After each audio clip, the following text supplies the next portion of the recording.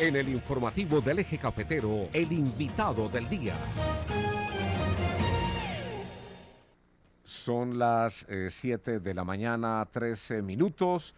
Nuestro invitado a esta hora es el doctor Alexander Galindo López. Él es administrador ambiental, el director de la Dirección de Gestión del Riesgo de Pereira Dijer, un hombre que nació el 1 de noviembre de 1987. Doctor Alexander Galindo López, bienvenido, muy buenos días. Muy buenos días a ustedes. ¿Cómo se encuentra usted en esta cuarentena? Trabajando muy fuerte, muy duro por esta ciudad, aquí ejecutando las labores que nos comentó nuestro alcalde. A propósito, desde el gobierno de la ciudad y la dirección de la gestión del riesgo de Pereira, pues ¿cuál ha sido el plan de acción ante la presencia del COVID-19 en la ciudad?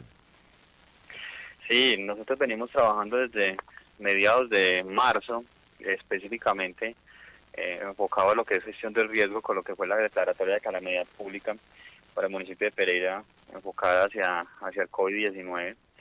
La función de nosotros principal era articular todas las acciones de todas las entidades y plasmarlas en la declaratoria de calamidad pública para establecer los lineamientos dentro de los 3 ejes que venimos trabajando, que es prevención, contención y mitigación. Y como responsabilidad específica, el alcalde nos otorgó la especificidad de entregar la ayuda humanitaria a las personas más vulnerables de la ciudad con respecto a los presupuestos que se han destinado para ello. Bueno, tenemos al director del informativo del Eje Cafetero, Germán Aguirre Muñoz, en teletrabajo, en esta mañana también desde su residencia, y entra al diálogo con el director de la DIGER. Doctor Germán, bienvenido, buenos días. Con los muy buenos días para el doctor Alexander Galindo, director de la DIGER. Quisiera, doctor Galindo, preguntarle cómo se están entregando este tipo de ayudas, porque se anuncian pues por parte del gobierno nacional, los gobiernos sobre todo en las ciudades capitales y en los municipios también, pero aquí en Pereira todas estas ayudas que se han anunciado, las ayudas humanitarias, lo que realmente está esperando la gente en sus casas, que es alimentos, que es la necesidad más grande que se tiene en este momento. ¿Cuál es el proceso para entregarle a estas familias? Claro que sí, Germán. Nosotros, desde el primer momento de que iniciamos la actividad, se especificó que vamos a empezar a desarrollar las acciones correspondientes a las bases de datos y los públicos ya previamente identificados por las diferentes secretarías, teniendo en cuenta que existen una información precisa en algunos aspectos con poblaciones vulnerables, por ejemplo, como población discapacitada, por ejemplo, adultos mayores que no reciben beneficios de Colombia Mayor, ejemplo, población LGTBI, ejemplo, vendedores informales, también algunos artesanos que nos pasa, por ejemplo, la Secretaría de Desarrollo y Competitividad, otras como por ejemplo los areneros y paleros que trabajan sobre la cuenca del río Tun y sobre el margen del lado izquierdo del río Cauca, otra población, por ejemplo los músicos. Entonces todo ese tipo de poblaciones las empezamos a atender con base en las bases de datos que tienen cada una de esas secretarías y empezamos a desarrollar el proceso de atención. Una vez culminemos esa etapa, que estamos pensando, teniendo en cuenta las bases de datos y esas informaciones, estaríamos terminando yo creo que el viernes, sábado de esta semana, ¿sí? Y podríamos empezar a desarrollar acciones abriéndole a mayor público de la ciudad. Lo principal que nosotros estamos ejecutando es atender el público que ya se tenía previamente identificado como vulnerable y para proceder a abrir la ventana a otro tipo de posibilidades. ¿Las ayudas también se están dando para el sector rural o solamente aquí en el casco urbano? No, se está dando para todo el sector de Pereira. Inclusive el día de ayer estuvimos en Galicia, hace 3 días estuvimos en Caimalito, venimos entregando también los sectores de Combia, venimos entregándolo para toda la ciudad, Germán. Y realmente estas ayudas, ¿cómo hace la gente para acceder a ellas? Pues ustedes tienen una base de datos, entiendo, pero la gente que quiere inscribirse, la gente que quiere que le colaboren, ¿qué debe hacer esa persona que nos está escuchando, nos está viendo en este momento? Germán, nosotros estamos culminando, como te digo, todas las bases de datos de públicos previamente identificados. Una vez terminemos esa posibilidad, abriremos la posibilidad de desarrollar una acción diferente, ¿sí? De momento no hemos abierto un canal de comunicación externo a toda la población, teniendo en cuenta que si no atendemos el público interno, pues tendríamos dificultades con los organismos de control abriendo la ventana a otro tipo de públicos cuando no hemos atendido el que ya se está previamente identificado. Una vez terminemos ese proceso, que yo creo que es este fin de semana, estableceríamos un canal de comunicación para poder establecer ese tipo de posibilidades. Sin embargo, Germán, hay casos muy puntuales que nos han venido reportando. Nosotros los identificamos y los atendemos inmediatamente porque sabemos que la ciudad tiene grandes dificultades en temas de abastecimiento de alimentos en algunos sectores y esos casos puntuales se revisan particularmente cuando se le envía un mensaje al alcalde o cuando una persona conocida a nosotros nos manda el dato específico de la persona o nos escriben al Facebook, ese tipo de cosas que son así tan puntuales y tan delicadas, nosotros atendemos inmediatamente. Pero como te digo, una vez terminemos las bases de datos, que es este fin de semana, abriríamos un canal de comunicación a estos casos muy específicos y muy necesarios de la ciudad. Hay que también especificar, Germán, nosotros estamos atendiendo públicos diferentes a los que va a atender el gobierno nacional. Ejemplo, Familias en Acción, nosotros no lo vamos a atender. Lo que es Colombia Mayor no lo vamos a atender. Jóvenes en Acciones tampoco lo vamos a atender porque el gobierno nacional extendió las ayudas para ello. Y venimos atendiendo ese tipo de población que está por fuera de esos programas. Adicional a eso, todos los adultos mayores de 70 años que no están en Colombia Mayor ni que no están pensionados, vamos a empezar a hacer el registro, el RUDA, que es un registro que estableció el gobierno nacional para que les llegue una ayuda alimentaria a estos adultos mayores. Ya iniciamos el proceso de inscripción.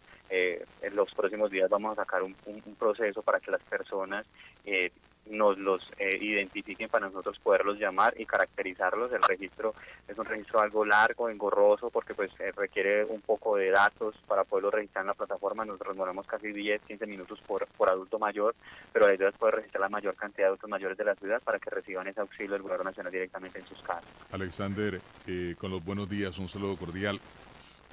¿Cuál fue el criterio utilizado para hacer digamos, tener en cuenta en esa base de datos qué sectores, cómo priorizar, o mejor dicho, es que no entiendo cómo se pudo priorizar para llegar con estas ayudas a los más necesitados, a la población vulnerable de la ciudad que no cuenta con auxilio del gobierno nacional? Hola Fermín, ¿cómo estás? Lo vuelvo a explicar. Nosotros en la administración municipal, cuando me refiero a nosotros, la alcaldía, tiene diferentes bases de datos. Entonces, desarrollo social del municipio tiene diferentes bases de datos. Entonces, tiene una base de datos, por ejemplo, de todas las personas que tienen discapacidad en la ciudad. También tiene bases de datos de todas las personas que tienen una condición de LGTBI o son trabajadoras sexuales. También tiene una base de datos, por ejemplo, gobierno de los vendedores informales. Por ejemplo, Cultura tiene una base de datos de todos los que son músicos. Por ejemplo, Rural tiene una base de datos de recicladores, areneros, paleros. Entonces, todas esas bases de datos nos las entregaron a nosotros. ¿Qué hacemos nosotros? Con esas bases de datos corroboramos dos condiciones. Primero, que no estén beneficiados por ningún un programa del gobierno nacional, y adicional a eso, los llamamos y identificamos que los datos que tenemos ahí sea de la persona correcta para hacer la entrega. Una vez culminamos los procesos, iniciamos el procedimiento de entrega, ¿sí? Eso es lo que estamos haciendo en este momento con los públicos previamente identificados en la ciudad. Y cuando terminemos este proceso es que yo les comento que se abrirá un canal de comunicación a las demás personas que consideren que necesitan ayuda humanitaria, que no estén incluidas dentro del programa del gobierno nacional. Con esto es importante, doctor Alexander, entonces recalcar que los mercados se están entregando puerta a puerta, que no hay que reclamarlos en ningún lado y que no existe ningún formulario, formato que las personas deban comprar para tener acceso a estos mercados. Muy importante esa pregunta porque hemos tenido varias dificultades con ellos, ¿sí? Hemos tenido dificultades inclusive iniciando la cuarentena en la alcaldía, que porque una persona está vendiendo el formulario a 2.000 pesos para reclamar las ayudas humanitarias. Nosotros no hemos establecido ningún formulario, como les estoy diciendo, estamos atendiendo todos los públicos ya previamente identificados por la administración municipal desde hace muchos años, y una vez terminemos ese proceso iniciaríamos el otro. Hay otra cosa muy importante, también los únicos que estamos atendiendo por fuera de las casas como tal son los taxistas. Nosotros nos ubicamos en un sitio específico y con la base de datos que tiene el área metropolitana empezamos a llamar a cada uno de ellos y les estamos entregando una ayuda humanitaria también. Germán. Sí, le quería preguntar también por el tema de la ola invernal. Hay dos cosas. Primero, ¿en qué estamos en deuda en este momento como el gobierno de la ciudad, como el gobierno de Pereira, con la pasada ola invernal del 2019? Portal de la Villa, por ejemplo, el alcalde increpó al presidente en su última visita o en una de las visitas a la ciudad de Pereira sobre los recursos que aún no ha llegado, pero también fueron otras obras que se prometieron, que se dijeron se iban a adelantar. ¿Qué nos deben de ahí a la ciudad de Pereira el gobierno nacional? Y ahora, ¿cómo están ustedes preparándose para esta ola invernal? Porque también no vamos a escapar, año tras año ha venido una ola invernal que ha causado estragos. Pues quisiéramos que este año fuera la excepción con esta pandemia que estamos viviendo, pero es una triste realidad, ya la estamos viviendo, hay aguaceros muy fuertes que van a causar daños. En la noche inmediatamente anterior tembló, y gracias a Dios pues no pasó a mayores porque estuvo como en la escala de Richter, ahí como al 5 más o menos, en la escala de Richter, pero digamos, si esto se diera mayor, ¿cómo está preparado la DIGER para atender este tipo de emergencias y la ola invernal que se nos pueda presentar este año? Sí, Germán, nosotros hemos contemplado ese escenario de riesgo, teniendo en cuenta que tenemos a nuestras personas, nuestra ciudadanía aislada en sus casas para un fenómeno de esa categoría. Venimos trabajando articuladamente en nuestra oficina para tener los procesos de monitoreo suficientes para identificar algunos procesos. Obviamente pueden haber cosas que se nos salgan de las manos en determinado momento, teniendo en cuenta pues ya los antecedentes que tenemos. Con respecto a las ayudas, a los recursos que provienen del gobierno nacional, nosotros tuvimos una videoconferencia el día de ayer con el gobierno nacional, aclarando unos detalles puntuales sobre el giro de esos recursos. Hay que especificar que ya llevamos casi 9 meses solicitando los 10.000 millones de pesos que nos habían comprometido. La última vez que estuvimos en Bogotá fue hace 20 días exactamente. El director de la Unidad Nacional se comprometió a que saliera de lo más rápido posible el proceso. De ese día para acá hemos creído que el proceso ha avanzado mucho más porque pues al menos tenemos una interlocución válida y clara con una persona en Bogotá. Anteriormente no pasaba de una persona a la otra y el proceso no fluía. En este momento al menos ya sabemos quién es el responsable, tenemos interlocución con él, nos pidió una información básica para precisar el proyecto y que ya nos hacían como tal el giro, los recursos, el desembolso, el fideicomiso, o sea, lo que sea. Lo que nosotros necesitamos es tener la garantía de que los recursos ya están en nuestras manos para iniciar el proceso de estabilización de esa ladera. Sin embargo, Germán, el hecho de que no hayamos hecho el proceso de estabilización no quiere decir que no se monitoree ni no se le tenga como seguimiento. Nosotros tenemos una persona permanente desde hace 10 meses en el sitio, tenemos un ingeniero en el sitio puntualmente todos los días de 8 a 6 de la tarde y con radio pendiente con la portería en caso de que tenga que desplazarse a alguna condición en la zona. Adicional a esto, como usted lo menciona, hay otras obras que se vienen ejecutando en la ciudad, algunas que ya culminaron, por ejemplo la pérdida de la banca en Villa Santana del Calvario es una obra que ya culminó, la vía de Panorama 2, que es una obra que está en este momento reanudando por una necesidad de una adición de unos recursos, en este momento ya está haciéndose. La obra que se hizo en el sector de la Italia 2 ya es una obra culminada y venimos desarrollando los estudios y diseños de 10 puntos más de la ciudad, los cuales en los próximos días nos están entregando para revisar la disponibilidad de recursos y empezar procesos de estabilización en otras zonas de la ciudad. Sin embargo, sí, la mayor preocupación que tenemos, y usted lo ha mencionado muy bien, es la manifestación de este primer periodo de lluvias del año, el cual tenemos como unas herramientas que nos están permitiendo tomar decisiones en diferentes puntos de la ciudad con respecto a la precipitación, y estamos diseñando el modelo con respecto en caso de que nos genere nos toque hacer un proceso de evacuación, cómo lo generaríamos para evitar procesos de aglomeración y no romper como el protocolo de aislamiento que tenemos. Una pregunta breve, doctor Alexander, y una respuesta breve también porque ya estamos sobre el tiempo, tenemos más invitados en esta mañana. ¿Cuáles son los otros beneficios? Es bueno recordarlos, como ese cero en servicios públicos para estratos 1, 2 y 3 y la entrega del PAE también para los niños. Muchas gracias, claro que sí, muy bueno recordar eso. Adicional a las entregas de ayuda humanitaria, el gobierno de la ciudad también ha diseñado programas atendiendo diferentes condiciones. Uno es el programa 3210, que está enfocado a aliviar económicamente a la gran parte de la población pereirana, que está enfocado a el no pago o el cero pago de servicio público de aseo, de energía, de agua potable y de alumbrado público, para los estratos 1, 2 y 3, en lo que corresponde al mes de marzo y abril. Sí, o sea, la factura que les está llegando ahora, recuerden que es mes vencido, están pagando entonces el mes anterior. Lo que estamos garantizando nosotros es que marzo y abril no tenga pago, o sea, que sea cero. Obviamente se va a establecer un criterio de mínimo vital, porque pues tampoco vamos a generar que las personas consuman excesivamente energía o agua y derrochemos, pero la idea puntual es que sea pago cero para esa población. Y los extractos 4, 5 y 6 tengan la posibilidad de financiar sus facturas hasta por un año sin intereses. Eso corresponde a un alivio financiero pues a la gran parte de la población pereirana. Adicional a eso, lo que es el programa de alimentación escolar, el PAE, la Secretaría de Educación está en este momento haciendo la ejecución de entregar estos alimentos a los niños en los diferentes hogares de cada uno de ellos. Estamos hablando de una población aproximada de 25.000 estudiantes, el cual se podría extender teniendo en cuenta obviamente la evolución del proceso. Esto es muy importante hacer una especificación. El PAE es un programa de complementación escolar, no es un mercado, sí, que puede llegarse a confundir, entonces que les llegue la bolsita con los elementos y consideren que es un mercado. No, es el programa de complementación escolar, y el alimento que estamos dando nosotros es un mercado, como tal DIGER está entregando un mercado que alcanza para 4 o 5 personas durante 20 días. Entonces son dos programas que viene diseñando la administración municipal y que venimos ejecutando.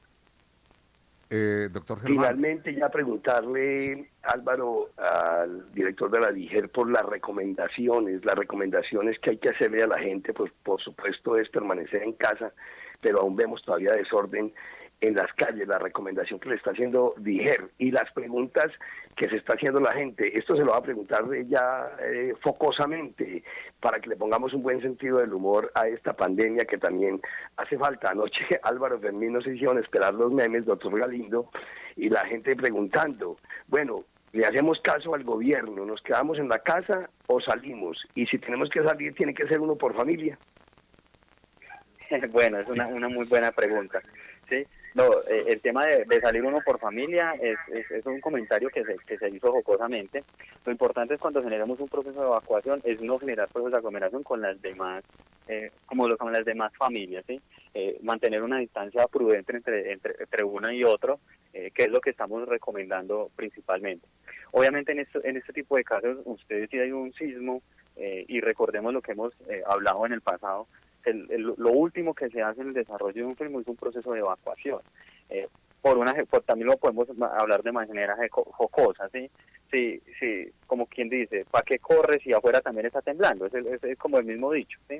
Lo que tenemos que garantizar en un proceso de un sismo es primero esperar que el sismo pase, nos resguardamos en una área de nuestra vivienda que no tenga elementos que nos puedan caer encima, ya sea elementos pesados, cuadros o algo que tengamos sobre un armario, y una vez terminado el proceso de la ejecución del sismo, o sea, como cuando esté sucediendo el sismo termine, ahí sí ya miramos la posibilidad de evacuar de una manera tranquila y organizada. Entonces ahí es donde está la clave del asunto. Cuando yo vaya a evacuar, ¿cuál va a ser el punto donde me voy a ubicar con mi familia?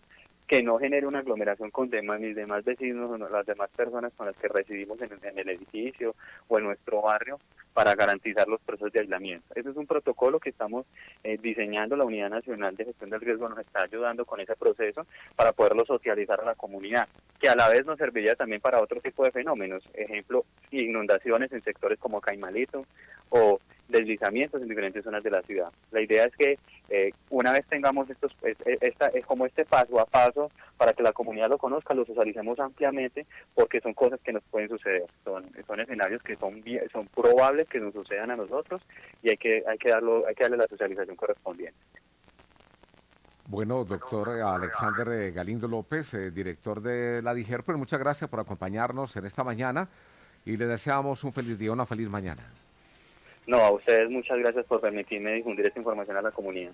Son las 7 de la mañana, 32 minutos, es hora de lavarnos las manos y así evitamos el contagio del coronavirus. Un mensaje de Pereira, gobierno de la ciudad capital.